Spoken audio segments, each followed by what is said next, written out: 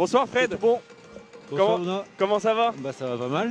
Merci d'être avec nous sur le plateau du Café Troyen ce soir. Avec plaisir. Pour parler un petit peu ensemble de ce match entre l'Estac et Guingamp, et puis parler avec toi de ta part d'histoire du football troyen, puisqu'on en est à parler des 125 ans. Tu as fait partie de l'histoire du football troyen à deux rôles particuliers. Voilà, on va en parler. Mais voilà, ça fait quelque chose de faire partie de cette histoire et de fêter cette histoire bientôt. Bah c'est clair, hein, c'est 11 ans de ma vie, donc forcément j'ai plein de souvenirs. En plus j'ai l'immense privilège d'avoir pu être joueur professionnel, 8 ans à l'Estac, donc forcément c'est 80% de ma carrière, donc des souvenirs, des traces, la plupart des bons souvenirs, des moins bons aussi, mais je retiens que les bons. Ouais, parce qu'en 8 ans, il y a normalement 3 montées et 4 descentes, c'est ça? Non, même pas, il y a 2 montées. Et une descente, oui. Je suis d'accord avec toi, il y a une descente, mais j'ai fait une montée aussi en tant que dirigeant. Ah oui, aussi. Voilà. Elle compte celle-là. Elle compte. Et il y a eu un trophée. Et il y a eu un trophée, il y a eu mon plus mauvais souvenir de joueurs, la demi-finale contre Amiens. Voilà, on va pas épiloguer. Voilà, une grosse déception parce que sur le papier on devait passer, mais bon, c'est la beauté du foot aussi. Hein. Sur le papier c'est bien beau, mais après, il faut concrétiser sur le terrain. C'est vrai qu'on n'a pas eu beaucoup l'occasion de parler de cette demi-finale. Et bon, c'est ton plus mauvais souvenir, Fred, en tant que joueur. Mais c'est un match dont on n'a pas eu souvent l'occasion de parler avec des invités. Et c'est un match qui a laissé des traces. Moi, j'étais petit. Faut trouver un Amiénois. Mais c'est vrai que cette plaie, elle est presque toujours ouverte. C'était incroyable, cette demi-finale. Avec cette pseudo-main de Mamad. Ouais, c'est ça. Et puis, on tape la barre une fois, le poteau.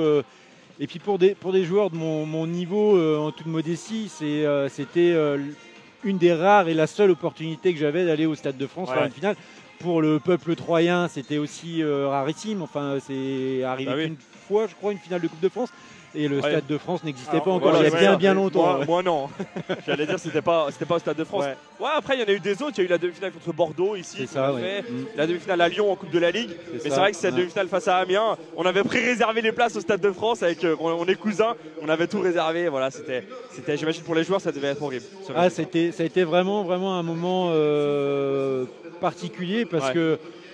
Alors c'est ce qu'on n'aurait peut-être pas dû, on s'y voyait déjà, franchement on s'y voyait déjà, et sur la physionomie du match, on méritait je pense, et puis après ça se joue au pénalty, on l'a vu cette semaine avec des fins heureuses et des fins plus malheureuses. Quoi. On parlait pas trop de loterie à l'époque, maintenant on parle beaucoup de loterie, mais bon, on sait que ça se travaille, c'est pas aussi simple que ça. C'est ça.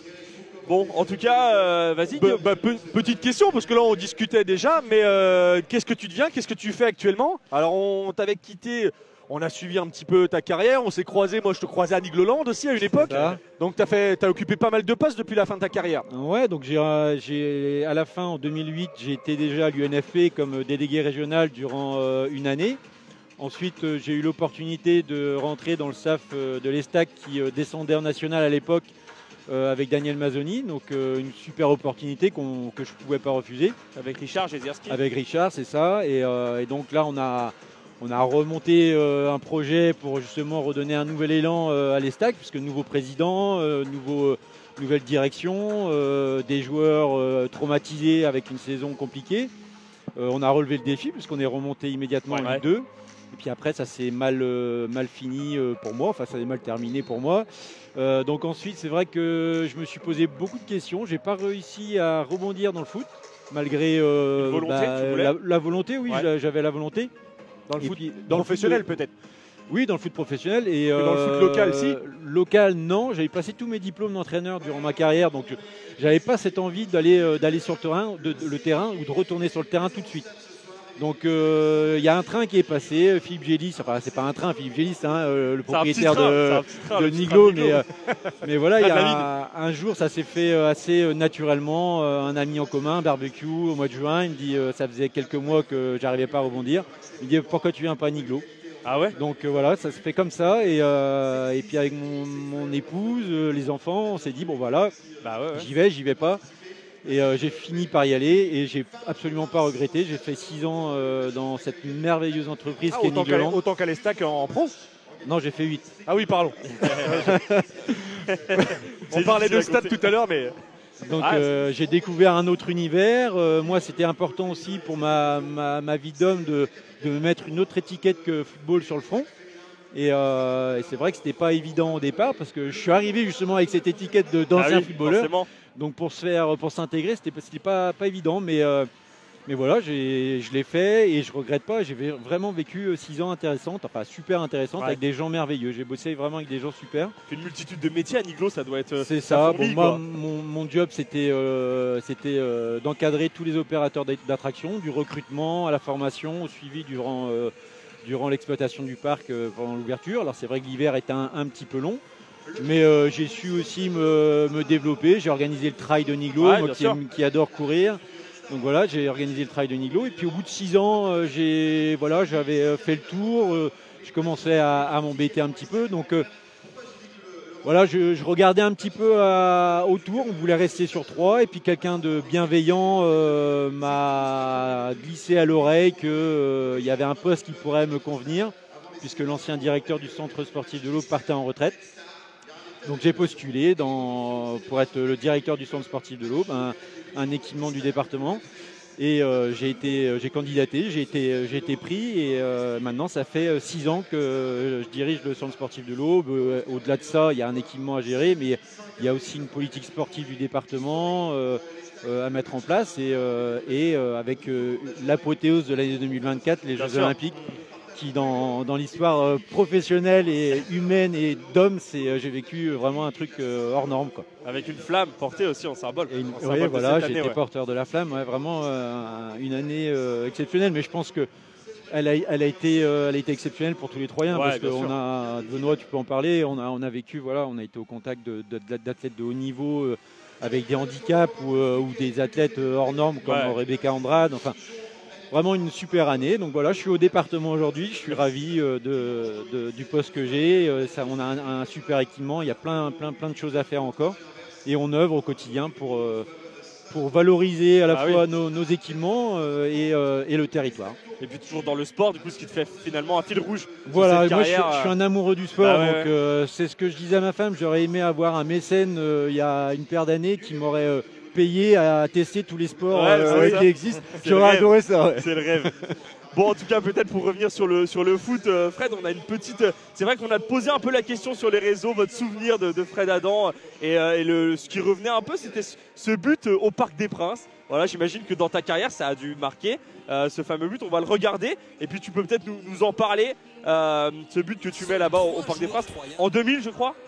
2003. Ouais, 2003. Alors, j'en ai pas marqué beaucoup au début, donc forcément celui-là je m'en souviens. On en a un deuxième qui est pas dégueulasse non plus. Hein. Ouais, on verra. Contre Lens, mais j'en ai pas marqué beaucoup, donc je me souviens de tous les buts. Mais plus c'était loin, plus c'était facile, non? Ouais, bah voilà, j'avais une belle frappe à l'époque, donc voilà, tout ce qui était coup franc lointain, c'était pour moi. Et celle-là, elle est vraiment lointaine, elle est lourde. Elle est lourde. Ouais. Ouais, et puis Guillaume le disait, il y a le but face à Lens. On peut en jeter un petit coup d'œil aussi de ce but face à Lens. C'est le même. Enfin, alors c'est pas un coup de pied arrêté. Ouais. C'est pas un coup de pied arrêté, mais c'est le même style. Hein, le ballon qui vient et ça part très vite. Quoi. Voilà. Charlie Tange, ouais. Il s'en souvient encore. J'ai croisé la dernière fois. Ah ouais, c'est non, je déconne. C'était possible. C'était possible. Non. Il est beau ce but. Ouais, et puis, surtout que j'étais dans une situation de joueur un peu compliquée. Donc il m'avait fait beaucoup de bien à la tête ce but. Ouais. Ça, c'est une année où tu jouais peut-être un peu moins. Je jouais moins. Bah, après, à juste titre, puisque c'était l'éclosion de Blaise Matuidi. Donc quand on se fait sortir par Blaise Matuidi, la pilule passe un peu mieux. Quoi. Maintenant, oui, mais à l'époque. Oui, à l'époque, la saison d'avant, j'avais été titulaire indiscutable pour la montée. Enfin on avait fait une saison extraordinaire. Et du jour au lendemain, on se retrouve sur le banc, même pas sur le banc. J'étais plus souvent en réserve que sur le banc, donc c'est sûr que ça fait drôle. Ça fait drôle, mais bon, c'est le foot. Hein. Les jeunes qui poussent les anciens, c'est le cycle du foot. C'est la vie. C'est ça. C'est dur, mais il faut y passer. C'est ça. Bon, toi, tu as connu un peu, parce que quand on demande un peu à l'histoire, un peu à les récentes, je parle des années 2000 de l'Estac, il y a eu 2 coachs qui ont vraiment marqué. Il y a eu Alain Perrin, il y a eu Jean-Marc Furlan. Toi, tu as connu les deux. Peut-être, de par ton histoire, tu as une préférence pour l'un ou pour l'autre, mais c'est vrai que c'était 2 styles complètement opposés.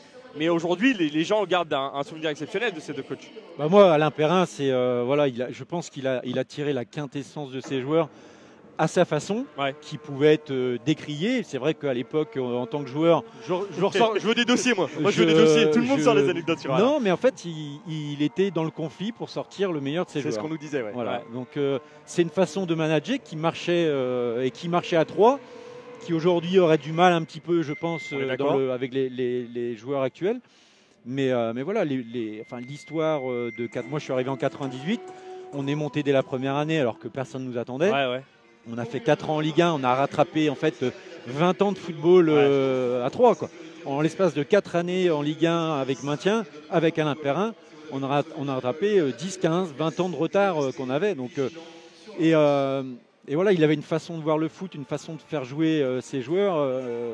Là, on prenait notre pied, quoi. On prenait notre pied à l'entraînement. Les gens dans les tribunes prenaient un pied fou aussi à l'époque aussi. Voilà, et il y a vraiment deux saisons où on s'est senti vraiment très fort collectivement. C'est la saison avant qu'il parte et la saison précédente où on était capable d'aller battre Lyon à Lyon, de faire match nul au Vélodrome contre Marseille, match nul au Parc des Princes. Voilà, on avait cette capacité. Les 2 7e places, c'est ça. Voilà, et on avait cette capacité à battre n'importe qui, à perdre contre n'importe qui aussi, mais à gagner contre même les meilleurs. Il y avait souvent des défaites contre Sedan, ça nous faisait un peu mal là, mais bon. Ouais, surtout Sedan, moi aussi. Mais on a un but contre Sedan. Celui-là. Je vois le Et justement, allez, je rebondis parce que je disais tout à l'heure, plus c'était loin, plus c'était facile. Là, tu étais un peu proche, c'était peut-être plus difficile celui-là. Alors, c'est pas celui que je pensais. Ah non, c'est pas celui-là. Il y en a un autre. Là, c'est un but de renard. C'est un but de renard. Elle est topée, mais elle rentre. Un but de finisseur. Et là, pareil, on voit que je suis heureux parce que c'était mon premier match après une longue blessure au tendon d'Achille. C'était Jackie Bonnevet, le coach, et il avait essayé de me faire partir, me prêter à Clermont à l'époque. J'avais refusé. Je voulais revenir après ma blessure. Je voulais montrer. Et c'est vrai que c'était mon premier match en retour de blessure. Je marque. Et derrière, en fait, j'ai fait toute la saison. Avec malheureusement une descente. Mais voilà. Bon, Jackie Bonnevet qui avait été remplacé par Farouk Azibedjik. Il y avait eu Serge Romano avec Carlos aussi qui avait fait un petit intermède avant Noël. Et Farouk qui est arrivé en janvier. Et puis cette petite anecdote plus cocasse, mais au Parc des Princes, que tu reçois un projectile. Non mais c'est vrai, en préparant un peu cette interview, c'était les 2 anecdotes. Plus forcément de ça, mais c'est fou que tu reçoives ça dans la pomme du coup, c'est ça? Ouais, dans la pomme d'Adam. Et une orange. Une orange, ouais. Et du coup, ça t'avait bien sonné. Ça m'a pas sonné, mais j'avais des refus de sang. Ah ouais, en fait, ça a tapé la gorge, mais le type, il pourrait refaire ça 10 millions de fois, il ne réussirait pas à me choper. Là, c'est vraiment un coup de malchance. Mais je l'ai bien réussi. Puis aujourd'hui, ça arriverait. Je pense que ça ferait un peu plus de bruit qu'à l'époque. C'est plus la même chose. Mais surtout, on est retombé sur un article en recherchant un petit peu. On voulait trouver l'image. On l'a pas retrouvée. Mais il semblerait que le PSG à l'époque était sous le coup d'une fermeture de tribune ou même d'une grosse sanction. Et les Stacks avaient rien dit, ils avaient laissé couler. Et ce qui fait que le PSG n'avait pas eu de match à huis clos ou quelque chose comme ça. Peut-être, moi j'ai pas. Parce qu'on avait pris un bon point là-bas du coup. 0-0. Ouais, on avait 0-0. Donc allez. Voilà. Bon, peut-être pour terminer, Fred, un petit mot sur la saison de l'Estac. D'abord sur la dynamique. L'Estac qui vient d'aller gagner à Pau, qui reste sur 2 victoires consécutives. Là, on joue une équipe du top 5. On les bat pas souvent, ces équipes-là. Comment tu vois ce match-là? Est-ce que tu te dis si on gagne ce soir, il y a peut-être un autre élan à donner à la fin de saison? Ou est-ce que tu te dis, prudent, il faut prendre des points, mais ça reste une équipe du top 5 et c'est pas notre championnat? Non, je pense qu'aujourd'hui, après, c'est tant que le maintien n'est pas assuré, mais je pense que, comme tu dis, on est sur la bonne dynamique. Il y a les bonnes personnes au bon poste. Ça, c'était aussi important. Je pense à Antoine Sibierski, au président qui est arrivé, qui connaît le foot, à Gaël qui est au centre de formation. Voilà, on a les bonnes personnes au bon poste. Maintenant, ça a mis un peu de chemin avant que l'équipe elle relève la tête. Et j'ai oublié évidemment Steph Dumont, la colonie Lillois, qui est aussi l'entraîneur qu'il nous fallait. Donc je pense qu'on est sur la bonne dynamique et que cette fin de saison, on doit la prendre comme une préparation à la saison prochaine. Je pense qu'aujourd'hui, à moins d'un miracle, on ne peut rien espérer, mais il faut aller chercher les 5, 6e places, et se rapprocher et bien préparer la saison prochaine. Ça va donner de la confiance aux joueurs, ça va donner de la confiance au club, ça va faire revenir les joueurs au spectateurs au stade, et Ouais. ça c'est super important. Et je pense qu'il faut le prendre comme ça. Moi, je suis pas inquiet pour le maintien. Franchement, on a trouvé le bon rythme, il y a les bonnes personnes aux bons endroits, La dynamique est bonne. les joueurs en qualité intrinsèque. On a des top joueurs, donc il fallait remettre ça sur de bons rails.